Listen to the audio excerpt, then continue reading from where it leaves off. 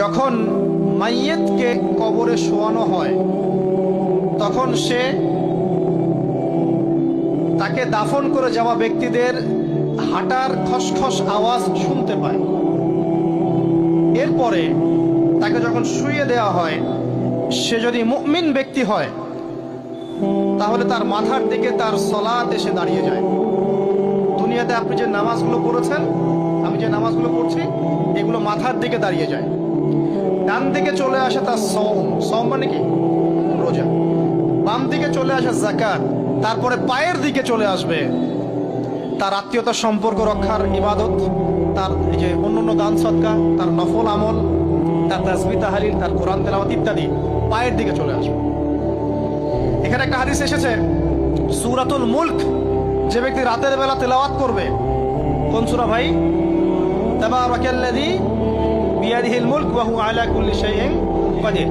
এই সূরা যে ব্যক্তি রাতের বেলা করে তেলাওয়াত করবে, ইনশাআল্লাহ সূরা মুলকও কবরে তার সাথে থাকবে এবং কবর আযাব থেকে সূরা মুলক তাকে বাঁচাবে ইনশাআল্লাহ। আমি বুঝাচ্ছি যে কি অবস্থাটা হবে। এবার দুজন ফেরেশতা মাথার দিক থেকে আসবেন, আসতে চাইবেন, সালাত বলবে এখান দিয়ে আসা যাবে না, এদিক দিয়ে আসা যাবে না। ডান দিক দিয়ে আসতে চাইবেন, এদিক দিয়ে আসা যাবে না। বাম দিক দিয়ে আসতে চাইবেন, যাকাত বলবে এদিক দিয়ে আসা যাবে না। পায়ের দিক দিয়ে আসতে চাইবেন, আমলগুলো বলবে এদিক দিয়ে আসা যাবে না। তারপরেও তারা আসবেন, চোখগুলো হবে নীল এবং কালো বর্ণে, নীলাপ চোখের, কালো। মুনকার নাকি?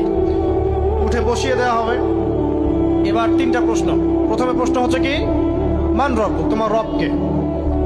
তখন মুমিন বান্দা বুক ফুলিয়ে বলবে রব্বি আল্লাহ, আমার রবকে আল্লাহ। পৃথিবীতে যে ব্যক্তি আল্লাহর সাথে শিরিক করে নাই, আল্লাহ তাওহীদের উপর থেকেছে এবং তার উপরে মৃত্যুবরণ করেছে, ইনশাআল্লাহ সে ব্যক্তি এর উত্তর নির্দ্বিধায় দিতে পারবে ইনশাআল্লাহ। আর দুনিয়াতে যে বা যারাই আল্লাহর সাথে শিরিক করবে, আল্লাহর সাথে শিরকের পাপে লিপ্ত হবে, ওই অবস্থায় মারা যাবে, তাওহীদের উপর থাকবে না, কোশ্চিন কালেও মান রব্বুক উত্তর দিতে পারবে না। তারপরে প্রশ্ন হয়ে যাবে মা দীনুক, তোমার দিন কি ছিল? মুমিন বান্দা উত্তর দিবে কি? দিন ইয়াল ইসলাম, আমার দিন ছিল ইসলাম।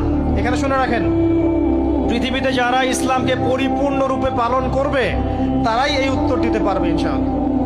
যারা ইসলামকে ঠাট্টা বিদ্রুপের হাসি তামাশার পাত্র বানিয়েছে, মন চাইলে কিছু করি, মন চাইলে কিছু করি না, সহজগুলো একটু আমল করি, বাকি কিছুর আমল ধারি না, হ্যাঁ, নামাজ পড়ি, সুদ ছাড়তে পারি না, ঠিক আছে, বছর বছর ওমরা করি, এদিকে ঘুষ দুর্নীতি ছাড়তে পারি না, ইসলামকে ঠাট্টা তামাশার পাত্র বানিয়েছে, এরা কোশ্চিন কালে উত্তর দিতে পারবে না মা দীনুক।